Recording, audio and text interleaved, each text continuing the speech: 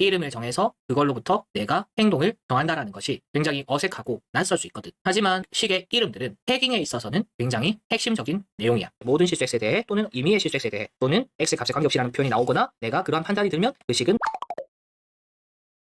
식의 종류. 이번에는 식의 이름에 대해서 좀 배울 거야. 물론 다 들어봤던 것이라고 생각이 들어. 그래서 그걸 종합함과 동시에 실제로 문제에 어떤 식이 나왔을 때 그 이름을 정함으로써 어떤 행동을 할 수 있는지까지 얘기를 해볼 거야. 물론 되게 와닿을 거라고 생각하지는 않아. 왜냐하면 분명히 이름을 정해서 그걸로부터 내가 행동을 정한다라는 것이 굉장히 어색하고 낯설 수 있거든. 하지만 지금 여기서 말하는 식의 종류, 즉 식의 이름들은 태깅에 있어서는 굉장히 핵심적인 내용이야. 그리고 문제를 푸는 수준이 점점 올라가면 올라갈수록 쌤이 얘기하는 내용이 점점 와닿는 그런 수준 높은 문제풀이를 위한 관점에 대한 얘기니까 의미 없다라고 생각하지 말고 이러한 이름을 어떻게 써먹을 건지, 그래서 내가 내 생각을 어떻게 조절할 건지 배운다고 생각해 줬으면 좋겠어.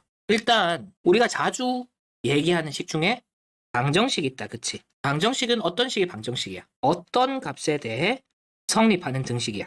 예를 들어 뭐 이런 거, x제곱은 4다. 그러면 이거 보고 어떤 생각이 들어? 아, 이걸 만족하려면 x가 플러스 마이너스 2여야 되겠네. 즉 이러한 식을 만족하는 값, 이걸 해라고 합니다. 그래서 방정식은 해와 관련된 얘기를 하는 식이라고 얘기할 수도 있어. 그리고 우리가 곱셈 공식 같은 거 배우잖아. x 더하기 a의 제곱은 x제곱 더하기 2ax 더하기 a제곱, 또는 x제곱 더하기 2x 더하기 3을 x 더하기 1로 나눴을 때 몫이 x 더하기 1이고 나머지가 2다, 이렇게 쓸 수도 있거든. 그러면 봐봐, 이거 전개하면 이 식이 되는 거고 이 식도 마찬가지로 전개하면 이렇게 좌변과 우변이 같아지지.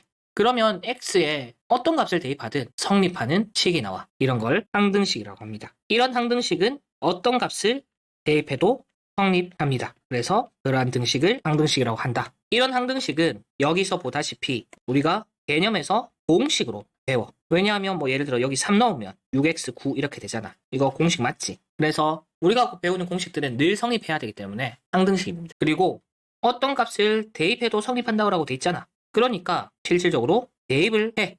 그리고 만약에 여기가 2가 아니고 k가 돼 있다고 해보자. 그리고 얘가 항등식이야. 그러면 다 전개했을 때 이렇게 될 테고 얘가 항상 성립해야 되잖아. 그러면 누구랑 누구랑 같아야 돼? 이 3이랑 k 더하기 1만 같으면 늘 같은 식이 되겠지? 그래서 이렇게 배수 비교를 할 수도 있습니다. 그러면 k를 구할 수 있겠지? 그리고 다른 과목과 다른 단원과 연계가 되어서 극한이라든지 미분이라든지 덕분이라든지 인수분해라든지 그런 식을 조작할 때도 있어. 물론 지금 이런 말이 안 알아듣는 친구들도 있을 거야. 너무 심각하게 받아들일 필요는 없고, 아, 식을 조작하는구나 정도만 생각을 합시다. 그 다음에 마지막으로 의미를 파악할 때가 있어. 이거는 공식과 와닿아 있는 내용인데, 아, 이 정도 이런 게 있구나, 그냥 들어봤다 정도에서 그쳐도 돼. 쌤이 맨 처음에 얘기했듯이 문제 풀이하는 수준이 높아지면 그때 이런 얘기가 와닿을 테니까 지금 그러하다 정도만 알고 있으면 돼.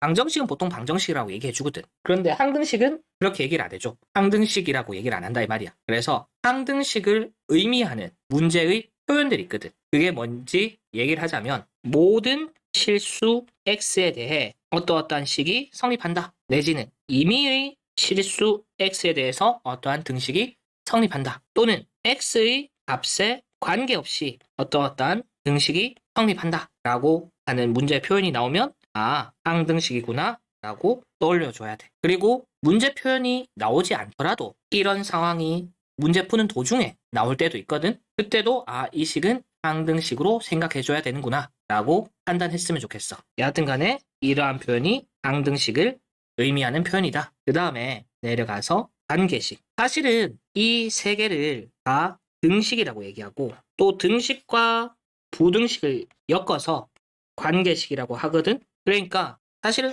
등호나 부등호가 있는 모든 식을 관계식이라고 하는데 실제로는 이게 맞는 관계식이고 쌤이 좁은 의미의 관계식이란 말을 쓸 때가 있어. 뭐 예를 들어 이런 거지. x 더하기 y가 1이래. 그때 x제곱 더하기 y제곱은 뭐 어쩌고 저쩌고 뭐 계속 나오는 표현에 대해서 우리가 이 식을 y는 마이너스 x 더하기 1이라고 생각을 해서 대입을 하는 거야. 그럼 어떻게 돼? x제곱 더하기 마이너스 x 더하기 1의 제곱 이렇게 쓸 수 있잖아. 그러면 아무래도 문자가 두 개였는데 문자가 하나가 됐어. 문자 하나가 훨씬 다루기 쉽지? 이런 식으로 등식을 사용할 때가 있는데 쌤이 그때 그 등식을 좁은 의미에서 관계식이라고 합니다. 그래서 관계식이란 건 정확하게는 변수와 문자들의 관계를 표현한 식이어서 이 전체를 관계식이라고 하지만 지금 보이는 것처럼 문자 줄이기 하는데 쓰이는 등식을 쌤은 관계식이라고 하기도 한다 라고 얘기했어. 그리고 이런 식이 이런 식으로 표현되고 나면 어때? 1차식이잖아. 1차 함수라는 게 보이지? 그러면 그래프 그릴 수도 있잖아. 그래서 그렇게 그래프를 그리고 내지는 대입을 해서 관계를 알아보는 그런 관계를 조사하는데 관계식을 쓸 수도 있어. 그리고 부등식에 대해서 얘기할게. 부등식도 위에서 등식에서 얘기한 것처럼 항상 성립하는 절대 부등식이란 게 있고 어떤 때에 성립하는 조건 부등식이란 게 있는데 보통 여기서 말하는 조건 부등식의 이 조건은 생략해. 그래서 뭐 예를 들면 이런 거야. x 빼기 2가 0보다 크다. 그러면 x가 2보다 큰 x들은 다 만족하잖아. 그래서 해를 구하는 거지 사실은. 즉 조건 부등식이란 거는 어떤 값에 대해 성립하는 부등식을 조건 부등식이라고 하고 이거는 보통 해와 관련된다. 그리고 절대 부등식은 맨 처음에 얘기했듯이 어떤 값을 대입해도 성립하는 부등식이고 그렇기 때문에 공식들이 있겠지. 항상 성립해서 공식으로 쓸 수 있는 부등식이 있을 거라고. 그걸 절대 부등식이라고 하고 당연히 항상 성립하니까 대입해도 됩니다. 그리고 항상 성립하는지 안 성립하는지에 대해서 증명을 시킬 때도 있어. 그리고